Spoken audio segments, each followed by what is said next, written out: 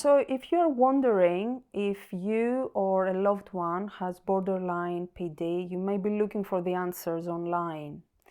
There is a lot of information, a lot that has been written and said online about borderline PD, or otherwise known as emotionally unstable personality disorder. It's a condition that is sometimes misunderstood, sometimes glamorized, other times it has been used against people, for example in courts. The best way to find out if you have borderline PD is to speak to a medically trained professional who can offer you a diagnostic assessment for this condition. Do not try to self-diagnose or consult Dr. Google about this.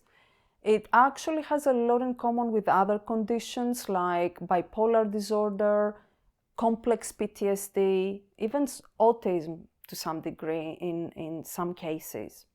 There are a number of specific criteria that need to be met in order to get the diagnosis of borderline PD, and they can be grouped in 4 main categories.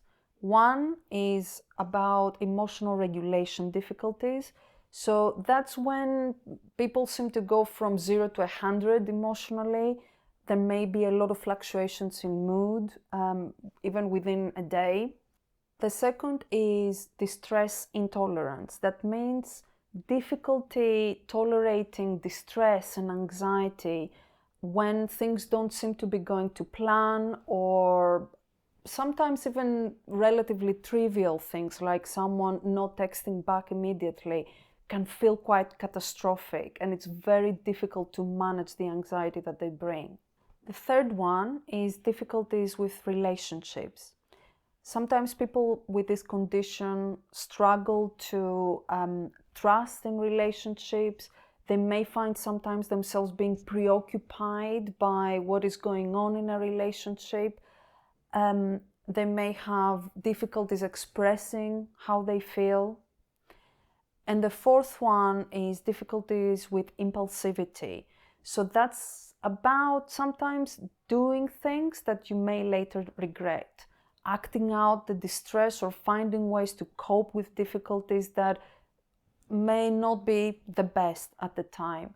And within that, sometimes we include things like suicidal thoughts, feelings, self-harming, drinking too much, spending too much, things like that.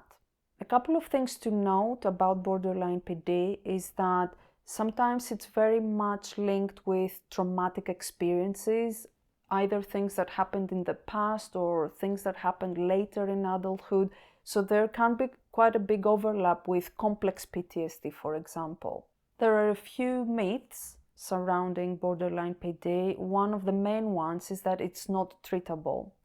In fact, we know that there are a few different types of therapies that can really help, and they have been shown empirically to work for that condition. So if you suspect that you or a loved one has borderline PD, or even some of these characteristics, speak to a psychiatrist to see if you meet the criteria for the diagnosis, and a psychological therapist who can talk through the different therapy options that can really help with this. And good luck!